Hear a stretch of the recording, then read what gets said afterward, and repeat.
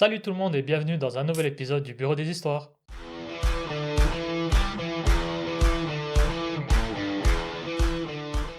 Et on se retrouve pour 3 nouvelles histoires, dont 2 histoires édites et une histoire d'abonnés. Mais avant toute chose, pour ceux qui nous regardent sur YouTube, n'oubliez pas de vous abonner à la chaîne juste ici en bas, de mettre un petit like et d'activer la cloche parce qu'on sort 2 vidéos par semaine. Oui, et si vous nous écoutez sur une de vos plateformes d'écoute favorites, vous pouvez aussi vous abonner et vous avez aussi cette option d'activer la petite cloche pour ne rien oublier. Et une fois que vous avez fait tout ça, vous pouvez aussi continuer en nous mettant 5 étoiles parce que ça nous aide beaucoup à faire continuer le projet. Ok, c'est parti pour les histoires. Yes! C'est moi le problème d'en vouloir à mon ancien meilleur ami? Non, voilà. Merci. C'est une histoire d'abonné. Bonjour, je m'appelle Églantine, nom d'emprunt, et je me demande si je suis le problème d'en vouloir encore à mon ancien meilleur ami. Je vais essayer de faire court, même s'il y a beaucoup de choses à dire. À la base, nous étions un groupe de 3, moi, Victoire et Mathéo. Nous nous sommes rencontrés au collège et étions de très bons amis. Au début du lycée, Mathéo a complètement changé. Il avait déjà pas mal de problèmes avant, mais ça s'est aggravé. Quand j'essayais de l'aider avec ses soucis familiaux, je ne recevais jamais de remerciements. À la place, je me prenais des insultes, des remarques, comme quoi je ne comprenais rien à sa vie, que j'étais débile, inutile, etc. Sympa l'amitié. Vraiment, c'est chouette. Quand t'as des amis comme ça, t'as pas besoin d'ennemis. Au lycée, c'est devenu encore pire, autant envers moi qu'envers Victoire. La différence, c'est que Victoire passait au-dessus de tout ça et le considérait toujours comme son meilleur ami. Moi non. Ça fait maintenant 3 ans que nous sommes sortis du lycée et je l'ai entièrement bloqué. J'ai pris conscience qu'il avait été mauvais et manipulateur avec moi. J'ai fini par me détacher complètement de lui parce que je ne supportais plus les rabaissements constants.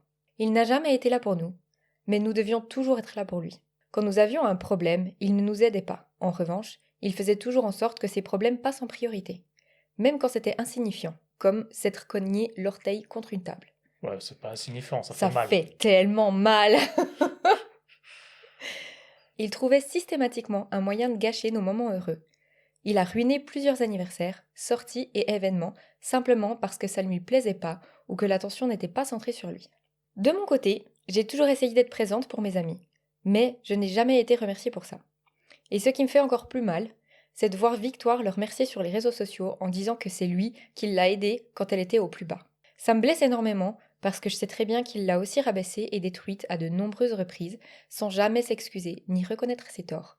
Je sais que Victoire est très manipulable et que ça me fait encore plus mal de voir ça. Aujourd'hui, le simple fait d'entendre parler de lui m'énerve, parce que j'ai vu qui il était réellement. Mais je ne suis pas sûre que de le bloquer définitivement était la bonne chose à faire, car je sais que ça me fait passer pour la méchante. Alors je me demande, c'est moi le problème? Non, c'est pas elle le problème, je pense pas. À un moment donné, quand t'es plus sur la même longueur d'onde que quelqu'un, que ce soit en amitié ou autre, je pense il est important de se préserver soi-même et de couper les ponts comme elle l'a fait. Si en plus tout ce qu'il faisait c'était un peu de rabaisser les gens, les insulter, puis gâcher tous les moments sympas entre eux, franchement je sais pas s'il y a autre chose à dire qu'elle a bien fait quoi. Oui. Et c'est difficile parce que quand t'as des amitiés qui durent depuis plusieurs années, t'as envie de les sauver malgré tout. Mais en fait, quand quelqu'un te prend plus que ce qu'il t'apporte et que t'as ce déséquilibre et que justement ça te met dans la rancœur, dans des choses comme ça, je pense que c'est important de couper parce que ben, ça t'apporte plus rien de bon en fait. Ta balance, elle est toujours déséquilibrée sur quelque chose de négatif. Donc du coup, je pense que c'est important aussi de se préserver. Ouais. Après, il y a peut-être juste un point, c'est que peut-être que le mec et puis Victoire, ils s'écrivaient entre eux et qu'elle, elle sait pas les moments où il a peut-être pu être là pour Victoire. Donc Oui, il y a juste ce petit côté-là où on sent un peu la rancune de l'abonné vis-à-vis de cette situation parce que ben voilà, il a pas l'air d'être le mec le plus sympathique au monde. Donc c'est vrai que quand tu non. aides les autres, même si tu le fais avec cette volonté de ne pas forcément être reconnu ou comme ça fait toujours plaisir d'être un petit peu reconnu, de dire ah bah elle m'a beaucoup aidé. Et puis là, je pense que c'est le cas, ce qui se passe avec cet exemple-là. Oui, complètement. Elle doit se sentir presque mis en deuxième par rapport à une personne qu'elle aime plus et qui rabaisse tout le monde. Donc c'est vrai que je pense que ça doit être pas évident à Ouais, vivre sur le moment. Mais voilà, je pense qu'on est d'accord sur le fait que c'est pas elle le problème et qu'elle a bien fait de se préserver. on est d'accord, madame, on est d'accord. Voilà, très bien. On passe à la suivante. Oui, C'est moi le problème de ne pas en vouloir à mon père d'avoir quitté ma mère. Bah écoute, comme ça, je dirais non. Bon, j'ai fait un peu exprès de laisser un peu de suspense Oui, dans la oui, question. oui. C'est un post un peu étrange à écrire, parce que c'est franchement bizarre de connaître ce genre de détails sur la vie intime de ses parents. Mais bon, c'est la vie, alors allons-y. Exorcise, exorcise. Mes parents ont récemment annoncé qu'ils entamaient une procédure de divorce. Je suis un homme de 27 ans et ma naissance n'était pas prévue à l'origine, ce qui explique que mes parents sont encore relativement jeunes aujourd'hui. Ils sont tous les deux dans la fin de la quarantaine. J'ai aussi une petite sœur de 24 ans, récemment mariée, et elle vit très mal la situation. Apparemment, mon père quitte ma mère parce que depuis 3 ans, il n'avait pratiquement plus de relations sexuelles. Elle n'en avait plus vraiment envie. Au début, ils avaient des rapports une fois, tous les quelques mois. Puis, cette dernière année, elle lui a clairement dit qu'elle n'avait tout simplement plus envie du tout. Mon père a alors proposé un mariage ouvert, ce que ma mère a interprété comme une intention de la tromper. Elle a donc demandé le divorce. C'est une situation triste, mais honnêtement, je comprends les deux points de vue. Je n'essaie pas vraiment de m'en mêler. J'ai toujours eu de bonnes relations avec mes deux parents, mais j'ai toujours été beaucoup plus proche de mon père. On a plus de choses en commun, et quand j'étais enfant, c'était clairement le parent le plus présent. Donc même si leur séparation me fait de la peine, je veux simplement continuer à entretenir une relation séparée avec chacun d'eux. Il a l'air plutôt droit dans ses bottes, ce jeune homme. Ouais. C'est bien posé et tout. Ma sœur, elle, a pris une toute autre position. Elle déteste mon père en ce moment. Elle pense qu'il se comporte comme un énorme connard et tient des propos très durs à son sujet. J'essaie de rester en dehors de ça et de la laisser gérer et digérer la situation à sa manière. Récemment, j'ai invité mon père à dîner chez nous, avec ma femme et nos deux jeunes enfants. Il va plutôt bien et a déjà commencé à fréquenter quelqu'un. Honnêtement, je suis content pour lui. Il est encore jeune et je ne pense pas qu'il doive rester seul toute sa vie simplement parce que ça n'a pas fonctionné avec ma mère. Le problème, c'est que mon père a posté une photo de lui avec ses petits-enfants en story sur Facebook. Ma sœur et ma mère l'ont vu, et elles m'en veulent énormément de rester aussi proche de lui. Ma sœur le traite de trompeur et dit que je prends le parti de quelqu'un qui a trompé sa femme.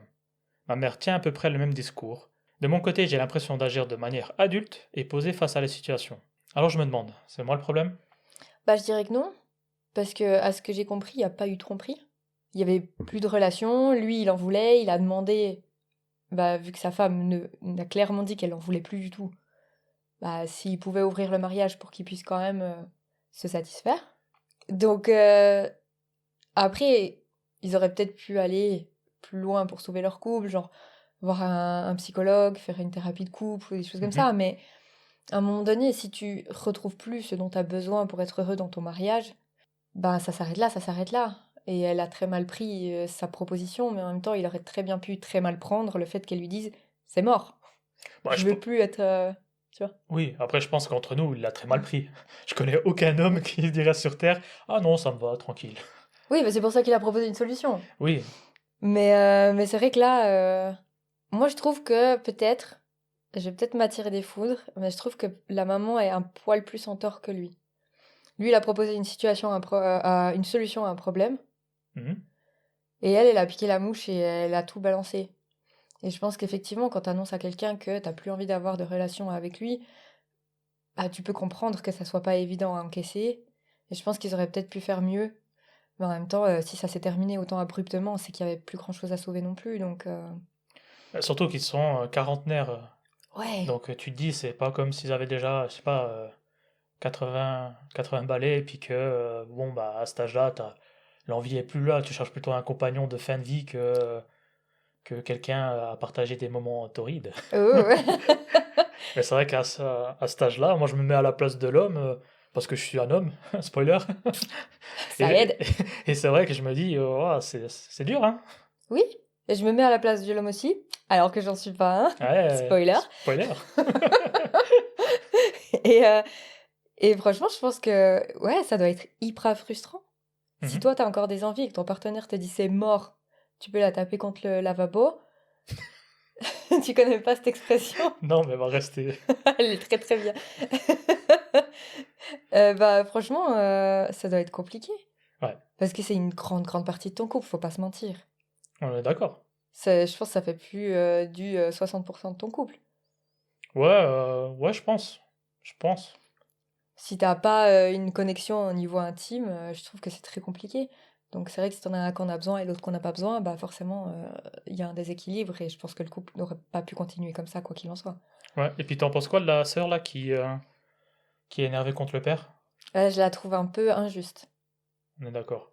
Traiter quelqu'un de trompeur alors qu'il n'y a pas eu de tromperie, déjà, grandit. Et puis, tu dois pouvoir comprendre que aussi, ben, c'est des histoires de couple et que, ben, il n'y a pas de compatibilité, il n'y a plus de compatibilité et ça s'arrête, quoi, c'est bon. Mhm. Donc, non, non, moi je trouve que la personne qui raconte cette histoire est très droite dans ses bottes et fait les choses très bien, d'en vouloir ni à l'un ni à l'autre, et d'essayer d'avoir une très bonne relation avec ses deux parents, et je trouve que c'est la meilleure manière de faire les choses. Et après, est-ce que sa sœur, elle est beaucoup, beaucoup plus proche de sa mère et qu'elle se monte un petit peu le... Ouais, ce que j'ai Tu pensé, vois? ouais. Donc pour toi, c'est qui le problème? C'est la mère? Ouais, je pense quand même. Ouais. Ouais, ouais, quand même. Après, elle respecte ses besoins, il a respecté ses besoins. Donc, je sais pas si vraiment il y a quelqu'un où on peut vraiment dire c'est lui le problème plus que tous les autres, mais je trouve la manière dont elle et la fille gèrent la situation maintenant sont des problèmes. Voilà. Ok. Je suis assez d'accord avec toi. Celui-là qui dit l'histoire, bah, évidemment, il a rien à voir là-dedans. C'est comme tu l'as si bien dit, c'est des histoires d'adultes, même s'il est adulte, mais entre ses parents. Et pour moi, la coupable, ça reste la mère. Et je dis pas ça parce que je suis un homme, Oui, mais parce que là, en tout cas, dans ce qu'on sait de l'histoire, parce qu'on n'a pas tous les détails évidemment, pour moi, c'est la mère qui a du mal à digérer le fait que l'homme a ses besoins et que pour lui, ça ne le convienne plus, ce type de relation. Donc c'est pour ça que moi, je mettrais la faute sur la mère. ok, Voilà. très bien. Bon, dernière histoire. La dernière. C'est moi le problème d'être partie du mariage de ma sœur après avoir découvert pourquoi mon fils était exclu. Non.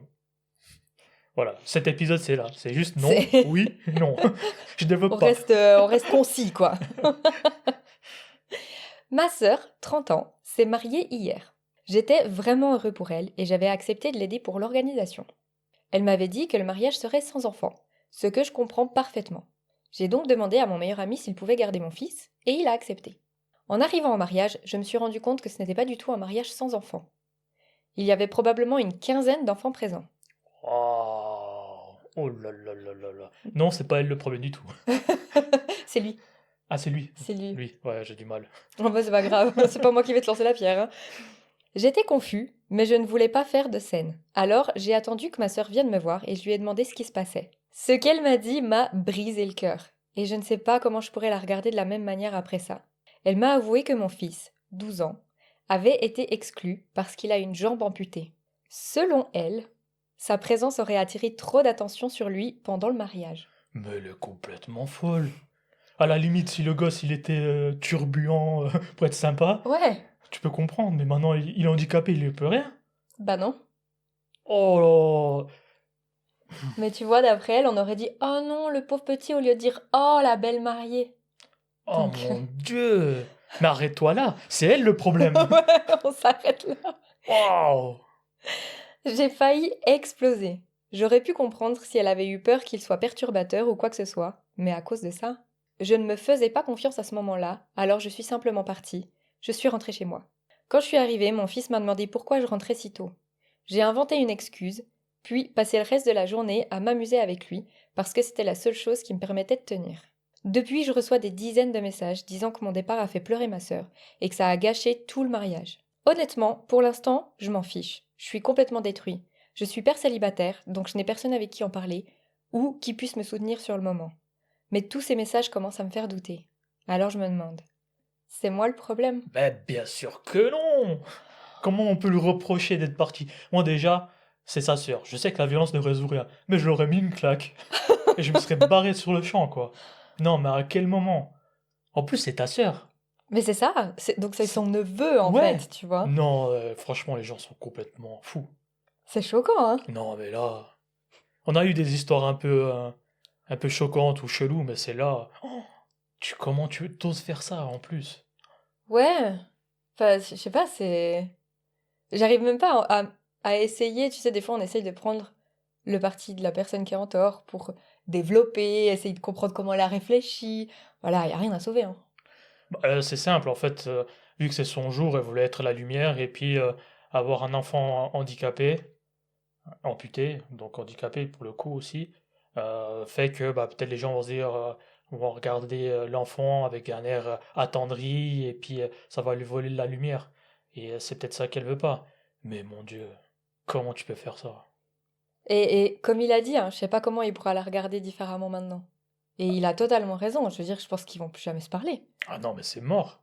Comment tu veux que ton gamin il aille, hey, coucou tata et tout, alors que tu sais ce qu'elle pense réellement, tu vois? Enfin, non, je trouve ça horrible. Surtout qu'après, va expliquer à l'enfant pourquoi il voit plus sa tante ou d'autres membres de la famille, quoi. C'est ça. Aïe, aïe, aïe. T'imagines comment ça peut lui briser le cœur à cet enfant? Mon Dieu. Voilà, je crois qu'on est d'accord. Alors là, franchement, j'étais à la limite à te dire, viens, on arrête l'histoire maintenant, quoi. Au milieu de l'histoire, on arrête parce que franchement, c'est pas possible, quoi. Moi, j'aurais fait pire, en fait. Je serais montée sur la scène pour faire un discours. Et j'aurais dit, voilà, je vous souhaite tout le bonheur du monde, mais vu que mon fils n'a pas été convié parce qu'il aurait pris trop d'attention, je voudrais pas en prendre trop non plus, donc je vais y aller, merci beaucoup, au revoir. Parce que je l'aurais affiché devant tout le monde. Ouais. Après, je pense que t'es tellement sous le choc de l'annonce qu'elle a fait que finalement, tu réagis pas. Tu... Ouais, Ouais, t'es sous le choc, t'es carrément. choquée. Comme moi, je trouve même pas mes mots, tellement je suis... Alors que c'est pas mon histoire, je les connais pas, mais c'est vrai que là, je me dis, waouh, c'est... non, franchement, c'est... Le monde va mal. Très mal. Hmm. Vive les gamines gâtées, hein. Bah voilà, hein, vous nous direz pour vous qui est le problème de cette histoire, même si on doute très peu qu'il y ait des gens qui soient pas d'accord avec nous. Sait-on jamais. Vous pouvez aussi avec grand plaisir réagir sur les deux autres histoires, toujours en bienveillance, attention. Et puis pour nous, ben, ce sera tout aujourd'hui. Ouais, on y va comme ça. Yes, Allez, bye bye bye. bye.